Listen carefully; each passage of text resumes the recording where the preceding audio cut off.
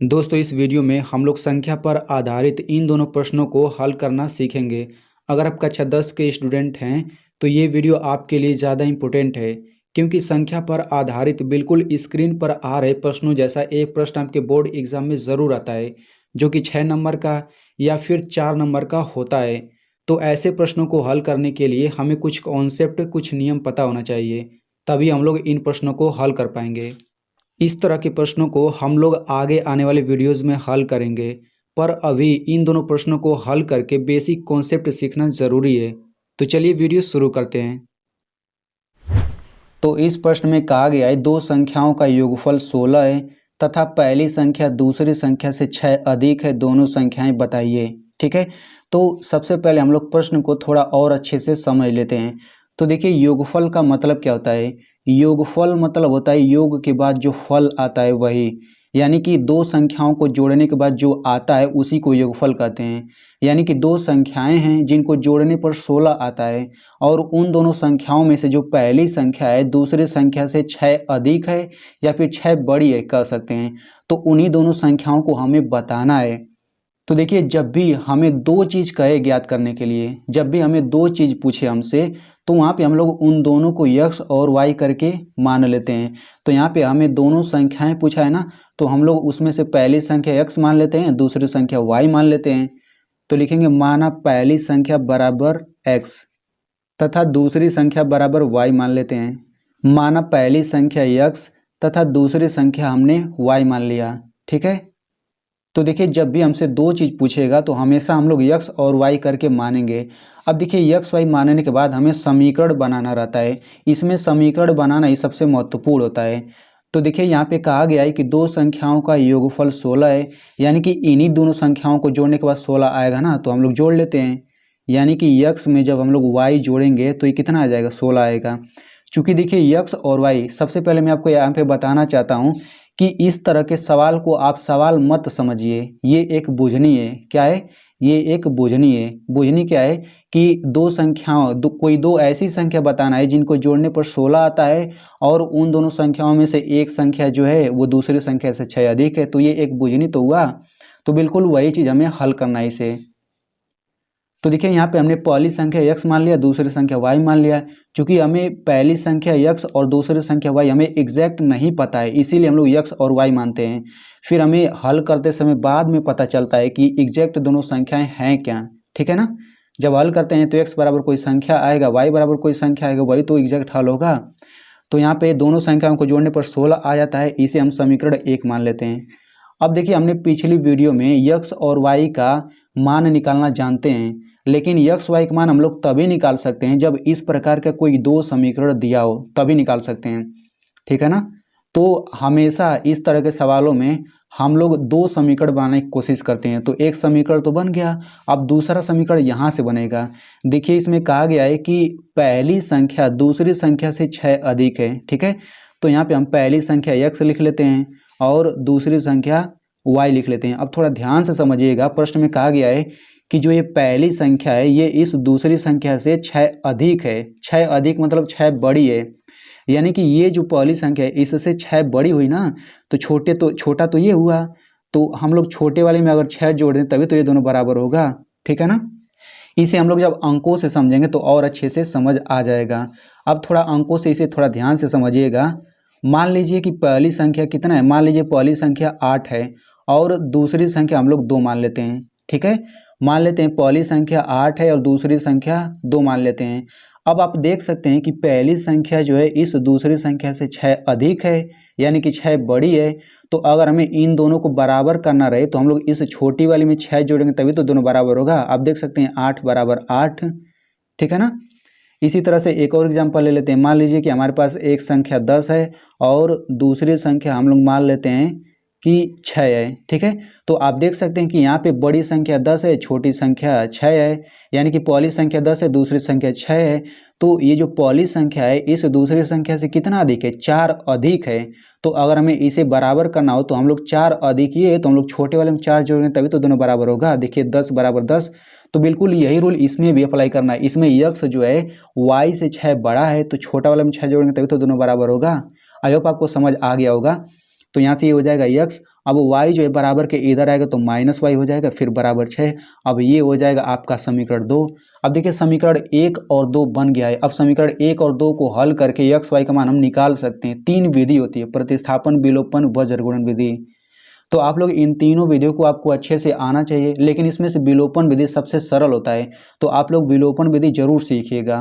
तो अगर आपको नहीं आता है तो उस वीडियो का लिंक मैं यहाँ पे दे दूंगा। इस वीडियो में मैंने प्रतिस्थापन और विलोपन बहुत ही सरल तरीके से समझाया है, तो आप समझ सकते हैं। ठीक है, तो हम लोग समीकरण 1 और 2 को हल करके अब हम लोग क्या करेंगे, x और y का मान निकालेंगे।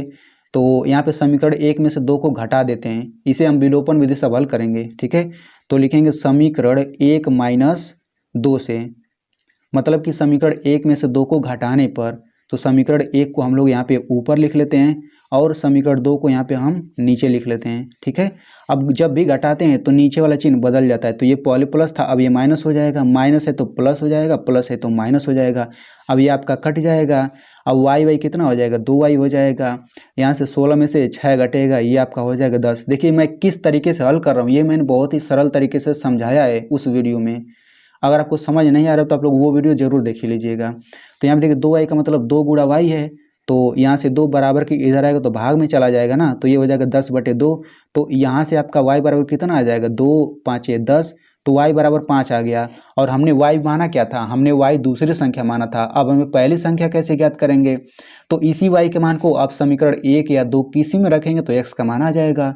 तो हम y का मान समीकरण 1 में रखते हैं। ठीक है, तो समीकरण 1 हमारा क्या है, समीकरण 1 यहाँ पर है x प्लस y की जगह 5 रख दीजिए, तो ये 5 हो गया बराबर 16। तो यहाँ से x का मान क्या निकलेगा, x बराबर हो जाएगा 16 माइनस 5 प्लस 5 है, बराबर के इधर आएगा तो -5, यानी कि x बराबर क्या आ गया, x बराबर 11 आ गया।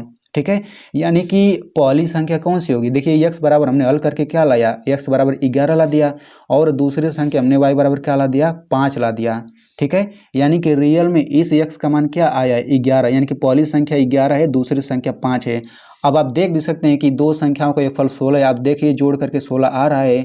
और आप ये भी देख सकते हैं कि पहली संख्या जो है इस दूसरी संख्या से 6 अधिक है। ठीक है ना, तो इस तरह से आप उत्तर की जांच भी कर सकते हैं। तो इस तरीके से ये प्रश्न हल हो गया। चलिए बढ़ते हैं अगले प्रश्न की ओर। तो देखिए आप लोगों को इस तरह का प्रश्न समझना बहुत ही ज़रूरी है। ठीक है ना, तभी आप लोग 2 अंक वाली संख्या जो होती है अगर बोर्ड एग्जाम में आएगा तभी आप लोग उसको अच्छे से हल कर पाएंगे।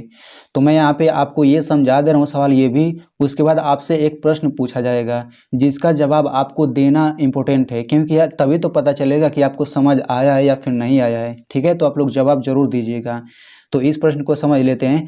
तो देखिए यहाँ पे कहा गया है कि 2 संख्याओं का अंतर 9 है, उनमें से बड़ी संख्या छोटी संख्या के दोगुने से 3 अधिक है, दोनों संख्याएं बताइए। तो मैं यहाँ पे सबसे पहले आपको एक चीज़ समझा देना चाहता हूँ कि देखिए अंतर का मतलब क्या होता है, अंतर का मतलब घटाना होता है। यानी कि 2 संख्याएं हैं, ठीक है, यानी कि 2 संख्याओं में एक बड़ी संख्या होगी एक छोटी संख्या होगी, तो दोनों संख्याओं का अंतर यानी कि बड़ी संख्या में से छोटी संख्या घटाने पर 9 आता है। ठीक है, और उनमें से जो बड़ी संख्या है वो छोटी संख्या के दोगुने से 3 अधिक है। अब यहाँ पे दोगुना और 3 गुना का मतलब मैं समझा देता हूँ, देखिए ध्यान से समझिएगा। जैसे मान लीजिए अगर आपसे कोई कहे कि 5 का दोगुना क्या होगा, तो दोगुना मतलब क्या, यहाँ पे लिख लेता हूँ, दोगुना मतलब 2 का गुणा। देखिए दोगुना मतलब 2 हो गया, गुना का मतलब गुणा। ठीक है, तो 5 का दोगुना क्या होगा, इसी में 2 का गुणा कर दीजिए तो 10, तो 5 का दोगुना 10 हो गया। वैसे ही कोई पूछे 8 का दोगुना क्या होगा, तो 8 का दोगुना क्या होगा, 16, 8 दूना 16 ही तो होता है।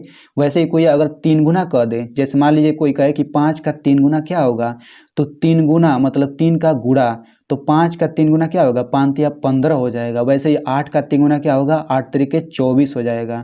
तो आई होप आपको समझ आ गया होगा कि 2 गुना 3 गुना चौगुना ये सब क्या होता है। ठीक है, तो अब ध्यान से यहाँ पे समझिएगा। तो यहाँ पे आप देख सकते हैं कि 5 का दोगुना 10 है, यानी 5 का दोगुना कोई संख्या ही तो आ रहा है। वैसे ही 8 का दोगुना कोई संख्या ही तो आ रहा है, तो बिल्कुल इस पर फोकस करिए। तो उनमें से जो बड़ी संख्या है वो छोटी संख्या के दोगुने से 3 अधिक है, यानी कि छोटी संख्या का दोगुना कर रहे हैं तो उससे भी ये बड़ी संख्या 3 अधिक है। तो दोनों संख्याएं बताइए। ठीक है ना, तो यहाँ पे मैंने आपको बताया था कि जब भी दो चीज़ पूछे तो हम लोग उसको x और y मानेंगे, ठीक है। लेकिन यहाँ पे आप थोड़ा ध्यान से समझिएगा, यहाँ पे चूंकि बड़ी और छोटी संख्या की बात कर रहा है ना, तो हम लोग मानते समय इस तरह मानेंगे कि माना बड़ी संख्या x और छोटी संख्या y, इस तरीके से। तो लिखेंगे माना बड़ी संख्या बराबर x तथा छोटी संख्या बराबर y। तो हमने मान लिया कि माना बड़ी संख्या बराबर x हो गया और छोटी संख्या बराबर हमने y मान लिया। तो यहाँ पे आप लोग इसको थोड़ा ध्यान से समझिएगा, जब भी छोटा और बड़ा संख्या का जिक्र करे सवाल में तो आप तुरंत समझ लीजिएगा कि हमें बड़ी संख्या और छोटी संख्या करके मानना होगा। अगर आप इसको इस तरह मानेंगे कि माना एक संख्या x है, दूसरी संख्या y है, तो हो सकता है समीकरण बनाने में कन्फ्यूजन हो, इसीलिए आपको बड़ी संख्या और छोटी संख्या करके मानना है। अब देखिए दो संख्याओं का अंतर 9 है, यानी कि दो संख्याओं का अंतर x माइनस वाई बराबर कितना दिया गया 9। तो यहाँ से आपका पहला समीकरण बन गया। तो यहाँ पे आप लोग ध्यान से समझिएगा, दो संख्याओं का अंतर 9 कह रहा है ना, यानी कि बड़ी संख्या में से छोटी संख्या घटाएंगे तभी तो 9 आएगा, ठीक है ना। क्योंकि बड़ी संख्या में से छोटी संख्या घटाते हैं तभी तो धनात्मक में आता है। तो अगर आप लोग इसको y माइनस एक्स कर देंगे तो वो गलत हो जाएगा। हमेशा बड़ी संख्या में से छोटी संख्या घटा करके तब प्लस 9 करेंगे, ये प्लस 9 है ना। तो पहला समीकरण तो बन गया। अब हमें दूसरा समीकरण यहाँ से बनेगा, तो इसे आप लोग थोड़ा ध्यान से समझिएगा। देखिए इसमें कहा गया है कि उनमें से बड़ी संख्या, ठीक है, यानी कि जो ये दोनों संख्याएं हैं इनमें से बड़ी संख्या जो है छोटी संख्या के दोगुने से 3 अधिक है। थोड़ा ध्यान से इसे समझिए, बड़ी संख्या x है, छोटी संख्या क्या है y है, ठीक है, ध्यान से समझिए। बड़ी संख्या x है, छोटी संख्या y है। अब प्रश्न में ये कहा गया है कि जो ये बड़ी संख्या है वो छोटी संख्या के दोगुने से 3 अधिक है, यानी कि छोटी संख्या का दोगुना जो अब हम कर दे रहे हैं तो इस दोगुने से भी ये अभी भी 3 अधिक है। तो हम लोग इसी छोटे वाले में 3 जोड़ेंगे तभी तो दोनों बराबर होगा। तो देखिए दूसरा समीकरण बन जाएगा यहाँ से। इसे हम लोग अंकों से समझेंगे तो थोड़ा और अच्छे से समझ आएगा, ठीक है। तो एग्जाम्पल के लिए यहाँ पे मैं एक संख्या 4 ले ले रहा हूँ और दूसरी संख्या, एक संख्या 11 दूसरी संख्या 4 ले रहा हूँ। तो आप देख सकते हैं बिल्कुल इसी तरह मैं ले रहा हूँ। देखिए बड़ी संख्या 11 है, छोटी संख्या 4 है, इसी तरह ले रहा हूँ। अब यहाँ पे आप देख सकते हैं 4 का दोगुना क्या होगा, 4 का दोगुना 8 हो जाएगा। थोड़ा ध्यान से समझिएगा, 4 का दोगुना 8 हो जाएगा, ठीक है। तो इसको हम ये नहीं कर सकते हैं कि जो 11 है 8 से 3 अधिक है, यानी कि 3 बड़ा है 8 से। 11 जो है 8 से 3 बड़ा है, तो 8 है क्या, 8 4 का दोगुना तो है। तो इसको हम लोग इस तरह से नहीं कर सकते हैं कि जो 11 है 4 के दोगुने से 3 अधिक है। हम लोग क्या कर सकते हैं कि 11 जो है 4 के दोगुने से 3 अधिक है, ठीक है। तो हम लोग अगर समीकरण बनाना रहे कि बड़ी संख्या और छोटी संख्या के बीच में मान लीजिए समीकरण बनाना रहे, इनको बराबर करना रहे, तो कैसे बराबर करेंगे, ऐसे ना बराबर करेंगे। देखिए हमसे कहा गया है कि जो बड़ी संख्या x है वो छोटी संख्या के दोगुने से 3 अधिक है। तो छोटी संख्या का दोगुना कर लेते हैं, फिर 3 अधिक है तो इसी में 3 जोड़ेंगे। तो देखिए दोनों बराबर नहीं हो जाएगा। देखिए 11 बराबर 4 दूना 8, 8 3 11, देखिए दोनों बराबर हो गया। चलिए एक और एग्जाम्पल ले लेते हैं। तो हम लोग दूसरा एग्जाम्पल ले लेते हैं। मान लीजिए कि बड़ी संख्या 13 हो गई और छोटी संख्या 5 हो गई। तो 5 का दोगुना क्या होगा, 10 होगा। तो आप देख सकते हैं कि 13 जो है 10 से 3 अधिक है, और 10 है क्या, 10 5 का दोगुना है। यानी कि इसको हम लोग इस तरह कर सकते हैं कि 13 जो है 5 के दोगुने से 3 अधिक है।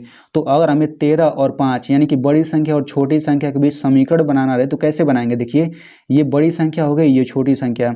तो जो ये बड़ी संख्या है वो इस छोटी संख्या के दोगुने से 3 अधिक है। तो हम छोटी संख्या का दोगुना कर देंगे तो 5 दूना 10 हो जाएगा। तो 10 से अभी ये 3 बड़ा है, तो इसी छोटे वाले में 3 जोड़ेंगे तभी तो दोनों बराबर होगा। आप देख सकते हैं 13 बराबर हो जाएगा 2 5 10, 10 3 13, देखिए दोनों बराबर हो गया। तो बिल्कुल वही रूल मैंने इसमें लगाया। तो जो ये बड़ी संख्या x है वो इस छोटी संख्या y का दोगुना जब कर दे रहे हैं, यानी कि 2y आ जा रहा है, तब भी ये x जो है 2y से 3 बड़ा है, तो छोटा में 3 जोड़ेंगे तभी तो दोनों बराबर होगा। तो इसे अगर आपको इस तरह से समझ नहीं आ रहा है तो मैं यहाँ पे एक ट्रिक बता देता हूँ। देखिए बड़ी संख्या कह रहे हैं ना, सबसे पहले तो हम बड़ी संख्या लिखेंगे, फिर यहाँ पे कामा को हटा करके बराबर लिख देंगे, फिर छोटी संख्या के दोगुने से 3 अधिक है, तो छोटी संख्या का दोगुना, तो छोटी संख्या y हो गया और दोगुना 2 हो जाएगा। 2y का मतलब 2 गुणा होता है इसके बीच में, ठीक है। तो आप समझिए कि 2 का गुणा y में, तो छोटी संख्या का दोगुना हमने कर लिया। अब 3 अधिक है तो अधिक का मतलब होता है प्लस, और कम का मतलब होता है माइनस। तो अधिक का है ना, तो हम लोग इसी में दोगुने में 3 जोड़ देंगे। अगर यही 3 कम कहता है तो -3 करते हैं, ठीक है। तो आप लोग इस तरीके से भी बना सकते हैं। बड़ी संख्या यानी कि शुरू में जो संख्या रहेगा उसको यहाँ पे लिख लेना है, फिर कामा की जगह बराबर लगा देना है, फिर छोटी संख्या का दोगुना का है तो छोटी संख्या का दोगुना कर लेना है, फिर 3 अधिक है तो 3 जोड़ देना है। अगर 3 कम कहता है तो 3 घटा देते हैं, बस। तो अगर आपको ये नहीं समझ आया तो इस ट्रिक से भी समझ सकते हैं, ठीक है। तो अब हम लोग इसको इस रूप में कुछ कर लेते हैं। तो x हो जाएगा, 2y इधर आएगा तो -2y हो जाएगा, फिर बराबर 3। अब आप इसे समीकरण 2 मान लीजिए। अब समीकरण 1 और 2 को विलोपन विधि से हल कर लीजिए। तो हम समीकरण 1 में से 2 को घटा लेते हैं, तो लिखेंगे समीकरण 1 - 2 से, यानी समीकरण 1 में से 2 को घटाने पर तो समीकरण 1 हो जाएगा x - y बराबर 9, और दूसरा समीकरण हो जाएगा x - 2y बराबर 3। अब यहाँ पे नीचे वाला चिन्ह बदल जाएगा, माइनस हो जाएगा, प्लस हो जाएगा, माइनस हो जाएगा, ये खत्म। अब +2 में से 1 y घटाएंगे तो केवल y बचेगा, और 9 में से 3 घटेगा, ये 6 आ जाएगा। यानी कि y का मान तो 6 आ गया। तो y हमने क्या माना था, y हमने माना था छोटी संख्या। तो इसी y के मान को समीकरण 1 या 2 में रखिए, x का माना जाएगा, तो हम समीकरण 1 में रखते हैं। तो समीकरण 1 है x माइनस y का मान क्या है 6, तो 6 रखिए, फिर बराबर 9। अब यहाँ से ये क्या हो जाएगा, x बराबर हो जाएगा 9, -6 इधर आएगा तो +6, तो x बराबर क्या आ गया, x बराबर 15 आ गया। यानी कि बड़ी संख्या 15 आ गया, छोटी संख्या 6 आ गया। हमने x बराबर बड़ी संख्या माना था ना, तो बड़ी संख्या 15 आ गया है और छोटी संख्या 6 आ गया। अब उत्तर की जांच कैसे करेंगे, देखिए दो संख्याओं का अंतर 9 है, तो देखिए 15 में से 6 घटेगा, 9 नहीं आ जाएगा। उनमें बड़ी संख्या, अब देखिए बड़ी संख्या जो है, बड़ी संख्या 15 है, छोटी संख्या के दोगुने से 3 अधिक है, तो छोटी संख्या का दोगुना 12 हुआ ना, 6 दूना 12। अब देखिए 12 से ये 15 जो है 12 से 3 अधिक नहीं है, बिल्कुल अधिक है। तो इस तरह से उत्तर की जांच आप कर सकते हैं। तो आई होप आपको बहुत ही अच्छे से समझ आ गया होगा। अब मैं आपको सवाल देता हूँ, इसका जवाब आप लोग ज़रूर दीजिएगा, तभी तो मुझे पता चल पाएगा कि आप लोगों को समझ आया या फिर नहीं आया है। तो ये रहा सवाल, आप लोग इसका जवाब आप लोग दीजिए कमेंट बॉक्स में।